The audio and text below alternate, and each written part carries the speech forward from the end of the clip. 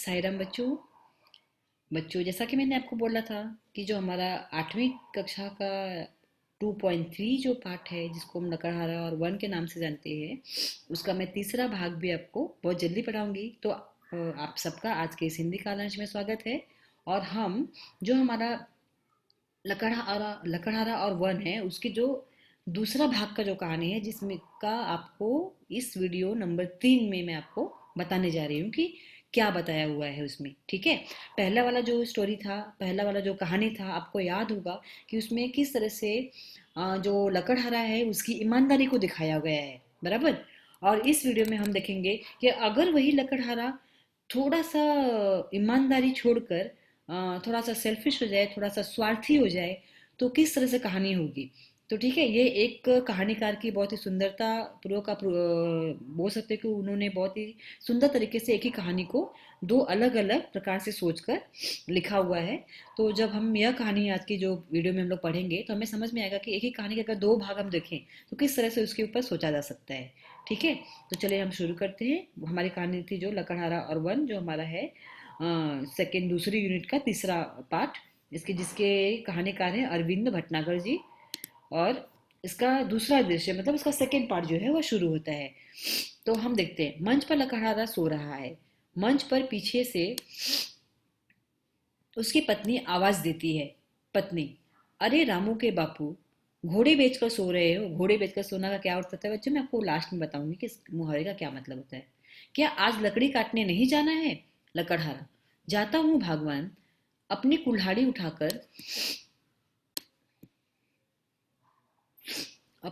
उठाकर जंगल की तरफ जाता है। मन ही मन सोचता है, जिधर देखो दूर तक जंगल नहीं, जो थे वे कटते जा रहे हैं और उनकी जगह खड़े हो रहे हैं सीमेंट के जंगल।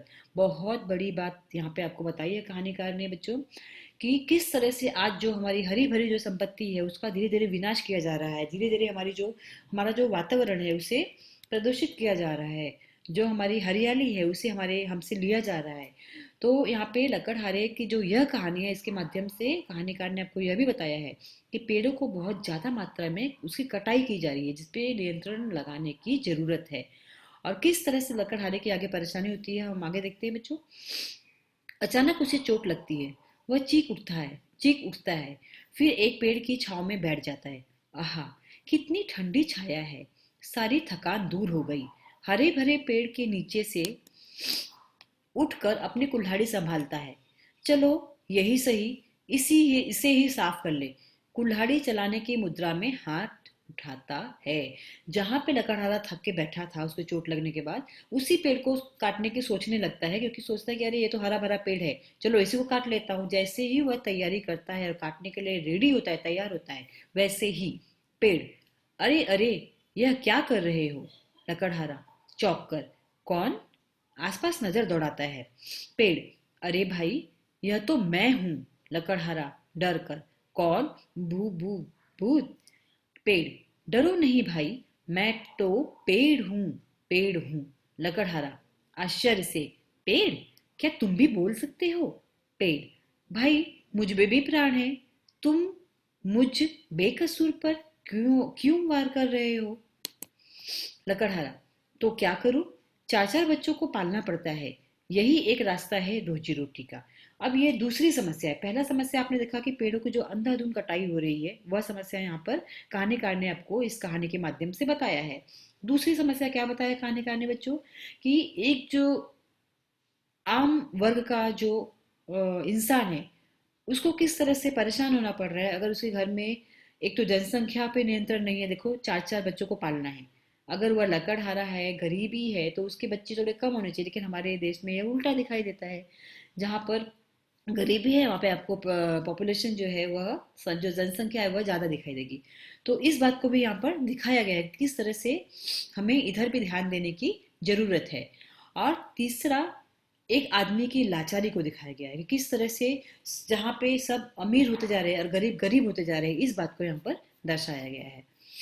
पेड़: अरे भाई, अधिक बच्चे होने के कारण परिवार में दुख तो आएगा ही, पर तुम कितने बदल गए हो। तुम यह भी भूल गए हो कि मैं ही तुम्हें जीने के लिए शुद्ध हवा, पानी और भोजन सभी कुछ देता हूँ। लकड़हारा, यह तो तुम्हारा काम है, इसमें उपकार की क्या बात है? पेड़, मैंने कब कहा उपकार है भाई? पर यह तो तुम अच्छी तरह जानते हो कि बिना हवा के मनुष्य जिंदा नहीं रह सकता।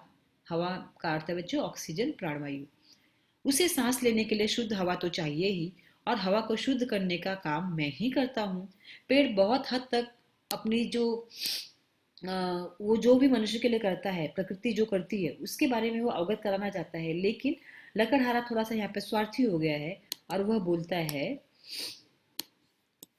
ठीक है, मेरे सामने भी तो समस्या है। पेड़, यदि तुम हमें काटते रहे तो ये बेचारे वन्य पशु कहाँ जाएंगे? देखिए ये सारी परेशानियां हैं जो कहानीकार ने लकड़हारे और पेड़ के माध्यम से बताई हैं। बच्चों एक एक कहानी, एक एक परेशानी पे ध्यान दीजिएगा। पेड़ क्या बोलता है? यदि तुम हमें काटते रहे तो ये बेचारे वन्य पशु कहाँ जाएंगे? क्या तुम अपने स्वार्थ के लिए उनका घर उजाड़ दोगे? लकड़हारा, तो फिर मैं क्या अपना घर उजाड़ दूं?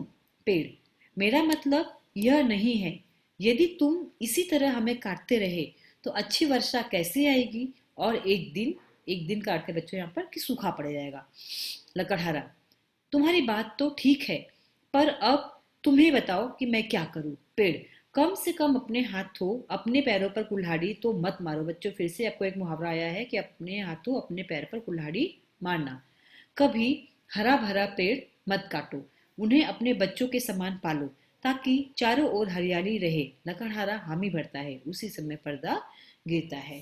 तो आपने देखा कि किस तरह से दूसरी जो कहानी है उसमें लकड़हारे के थोड़ी सी स्वार्थी, लेकिन उसकी वो परेशानी है, उसमें वह क्या कर सकता है, अंत में पेड़ के द्वारा जो सॉल्यूशन दिया गया, जो उपाय बताया गया है, अगर वह फॉलो करता है तो लकड़हारा और पेड़, प्रकृति और मनुष्य दोनों ही सुखी रह सकते हैं। लेकिन जरूरत है हमें सोच समझ के साथ में आगे बढ़ने की। तो यह थी बच्चों जो दूसरे भाग की जो कहानी थी, उसे कहानीकार ने बहुत ही सुंदर तरीके से यहाँ पे सुंदर शब्दों में बताया हुआ है। तो उम्मीद करती हूँ कि आपको जो भाग वन में हम लोगों ने कहानी पढ़ी और जो भाग दो में हम लोगों ने कहानी पढ़ी, दोनों ही समझ में आई होगी।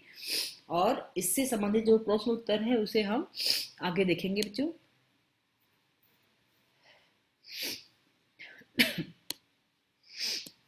देखिए, आकलन कृति जैसे जो प्रश्न उत्तर होता है, संक्षेप में उत्तर लिखिए। पेड़ों के उपयोग। पेड़ सांस लेने के लिए हवा शुद्ध करते हैं, हमें भोजन और पानी देते हैं। पेड़ों की कटाई के दुष्परिणाम, वन्य पशुओं का घर उजड़ जाएगा, अच्छी वर्षा नहीं होगी।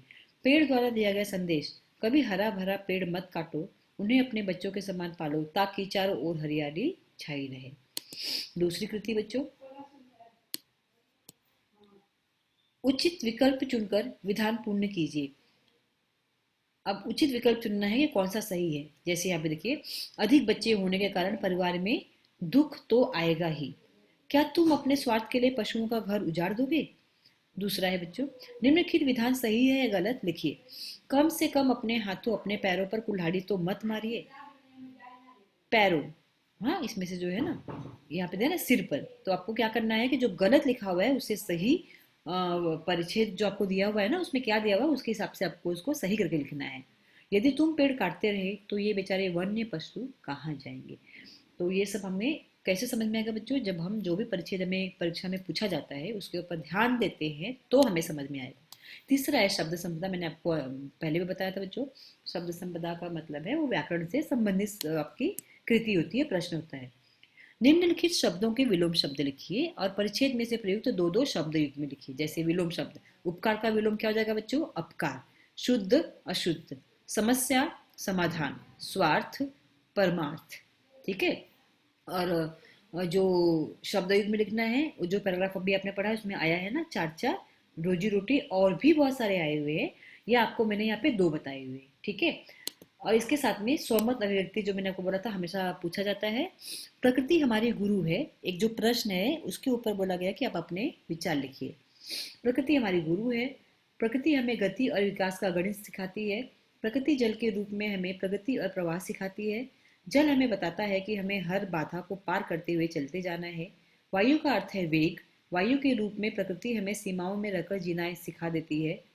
वायु जब अपनी सीमा तोड़ती है तो आंधी बन जाती है, उसी तरह से मनुष्य जब सीमा तोड़ता है तो भूचाल आ जाता है। पृथ्वी के रूप में प्रकृति धैर्य और दृढ़ता सिखाती है। अपने लक्ष्य और निर्णय पर अडिग रहने का गुण व्यक्तित्व का आधार है। आग हमें सिखाती है अपनी ऊर्जा का सही उपयोग करना। किसी भी कार्य में अति उत्साह या अधिक ऊर्जा लगाना उस काम को बिगाड़ देता है। आकाश का अर्थ है विस्तार।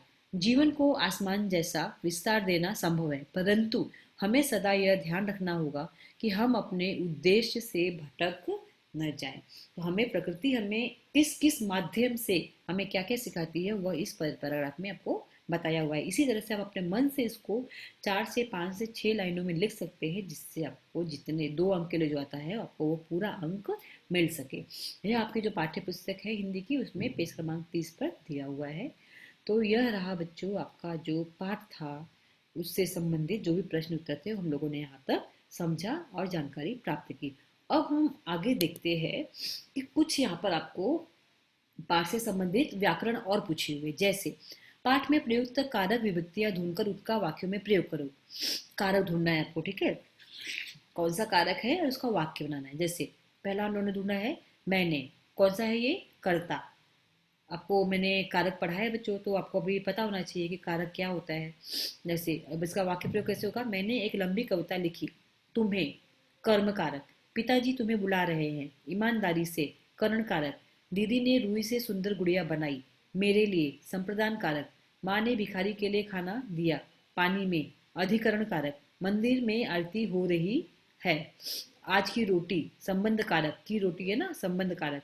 स्नेहा उत्कर्ष की बहन है, हे भगवान, संबोधन कारक। हे राम, ऐसी दुर्दशा।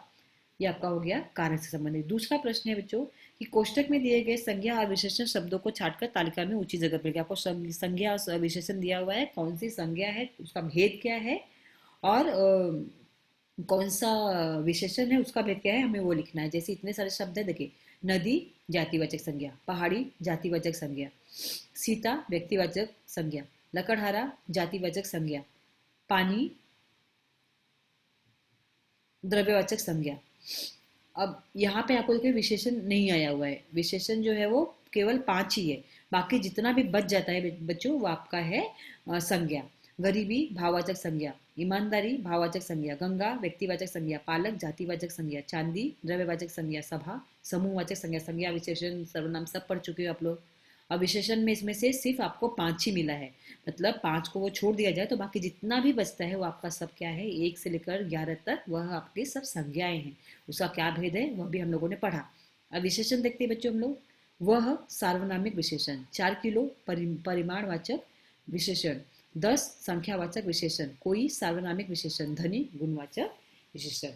तो बच्चों यह था हमारा पूरा कंप्लीट जो है लकड़हारा और वर्ण से संबंधित जितने भी प्रश्न उत्तर थे, वो चाहे व्याकरण हो, प्रश्न हो, संक्षिप्त में हो, एक वाक्य में उत्तर हो, किसने किससे कहा, सब हम लोगों ने यहाँ पर आज पूर्ण कर लिया है। फिर से अगले वीडियो में हम आपको कोई जो आगे के नए पाठ है या कोई व्याकरण का उससे संबंधित लेकर उपस्थित होंगे। तब तक अपना आप लोग ख्याल रखिए और अपने आसपास सतर्क रहिए, अपने परिवार को भी सुरक्षित रखिए। जो भी पढ़ाया जा रहा है उस पर ध्यान दीजिए। ठीक है बच्चों, साई राम।